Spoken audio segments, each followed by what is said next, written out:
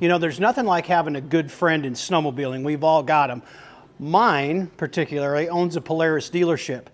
And I'm going to tell you, it was a double-edged sword last week when I got a call from Brian and said, hey, you want to take your wife snowmobiling? Well, absolutely I do. She doesn't have any snowmobiling experience yet. He's like, I got a 2-up sled that, well, I'd like to put it on demo. I said, okay, I'm excited. What is it? Well, it's a 4-stroke sled. Well, okay. I want to take my wife snowmobiling. She was all for it. And it was just like a sled, just like this one. And for me, I've rode 4-stroke sleds, 2-up sleds before, and the reason why I say I'm not excited about them is it's because we all struggle in that category. It's not as fast as a Boost, it's not as fast as an 850. Are they heavier? Yes. Are they longer? Yes. All those negative things.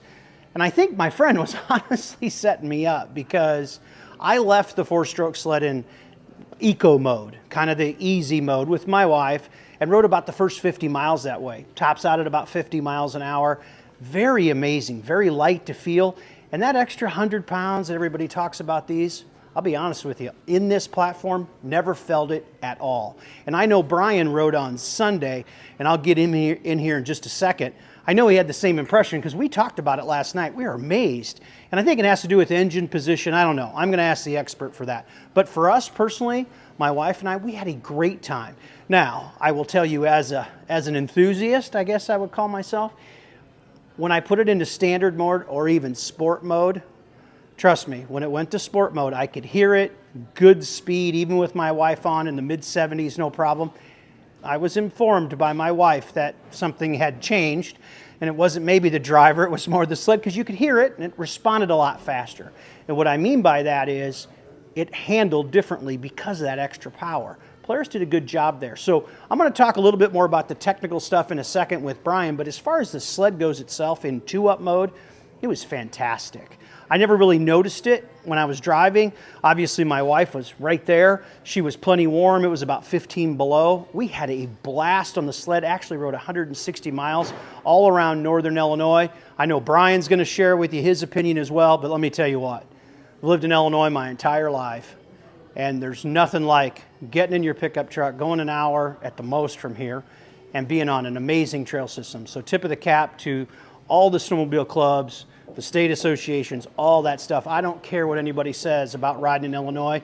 Yes, we can't do it every year, but this year it's been amazing the last 10 days. So with that, I'm going to bring in Brian Leone. I think I got the years right, Brian. 54th year? Yeah, 54th year. Yeah. Oh, yeah. So Brian, let's talk about this. You converted the sled back over in a matter of minutes to single rider. You took the seat off. I don't know, did you change the suspension blocks? Yeah, so that's the only thing you did.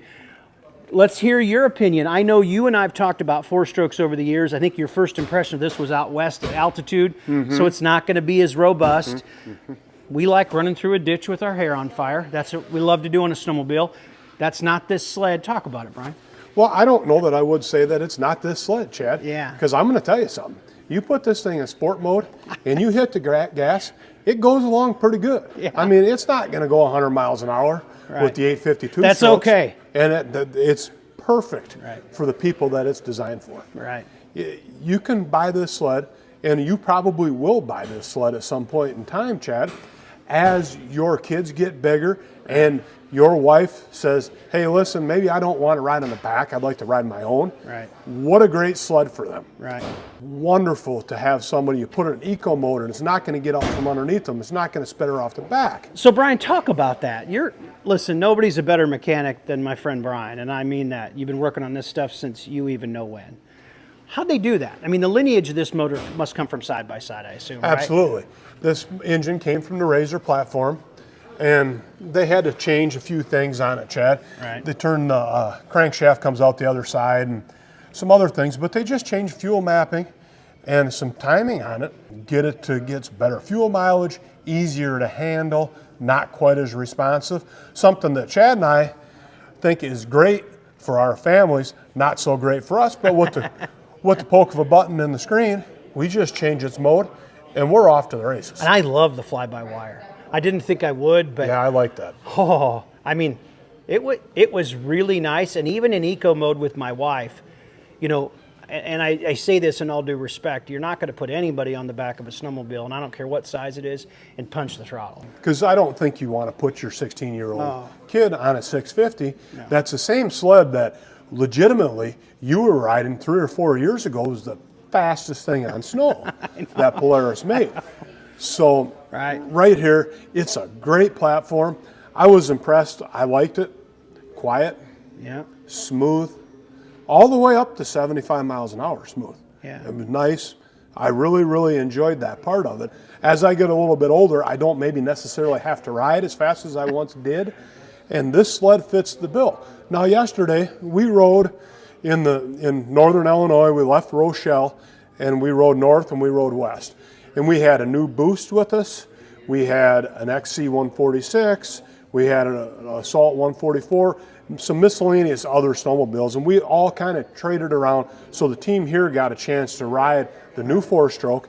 And what was their opinions, Brian? What'd they say? They all liked it. Yeah. They all said, hey, that thing's kind of fun.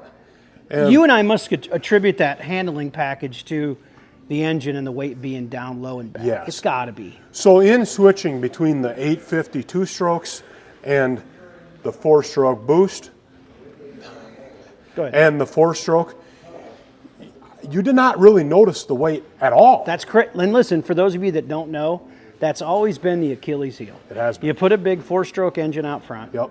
And now all of a sudden, not only do you feel it in the shop, but you feel it in the handlebars. You feel it at the end of the day. Everywhere.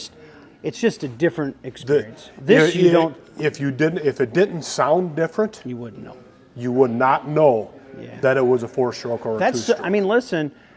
I mean, tip of the cap to Polaris. Yes, they do. I mean, listen. It's been, and yes, I've rode a lot of brands of snowmobiles, but Polaris has been the last to come to the 4-stroke game. They've been out for how long, Brian? Before they didn't even have one. Well, this is the second year. Yeah, but before that, they never had a 4-stroke. 10 years. 10 years, Yep. And the other one was a tractor. Right. I mean, it was a big 4-stroke made for the parks more than anything else to just hum down the trail. Listen, this thing handles in the trail. It does. Like, I'm going to tell you, I don't think anybody that's watching this, if they're looking for that second snowmobile or one for their wife or girlfriend or kids, you're not going to be disappointed if you got to spend the day on this sled either. No, they won't. They'll get that sled out and say, hey, I want to try it. And tomorrow they'll probably ride it again. So, Brian, a little bit of salesmanship. Certainly not every dealer is going to have everything. I think you guys do. We do. What do you have for configurations? I know this is another adventure model, which comes with all the 2-up stuff in the screen. Talk about colors and track length and all that stuff. Go ahead. We've got the Adventures with the 2-up in black and red and blue. We've got XC129s, XC137s, and most of the different color combinations. Some of them have the 7S displays. Some of them have the standard LCD display. And I'm going to tell you guys something. Everybody's calling the last 2 weeks. Hey, where do I ride in Northern Illinois? My answer to everybody was, download Polaris Ride Command. Oh, my gosh. I used it all day yesterday. It's amazingly accurate. Yeah. You're on the trail. Where am I going? Okay, I'm going to take a left here. I want to go up to... When they added a new feature the night before, I sat at home and planned my route, and it would automatically, before it didn't work like that, they made a bunch of enhancements to it. It worked perfectly. It works wonderful. We're going to add some of the screenshots right here onto the video. You can see, Brian, it was, I mean, most of our customers use it, and it's free. Right. Period. Listen, if we're going snowmobiling next Sunday, if the snow holds out, I'll ride this all day long without a problem. Yeah, me too. And have a blast doing it. Yeah, I really liked it. Well, Brian, thank you so much. Thanks, Chad. Hey, listen, it's a lot of fun. One thing's for sure, especially in snowmobiling, if you have questions at all, go talk to the people that have been doing this a long time. Their Leone family's been doing this since 69, 1969, right? yes, sir. Whew. By the way, we got to give Jim a hard time because I didn't see him ride in Illinois. Did you? Was he No, I did not see Jim riding. Jim, come on. He's been a little missing. All right, guys, if you got any questions, don't hesitate to reach out to these guys. We appreciate your time and always ride safe. Thanks. Thanks, guys.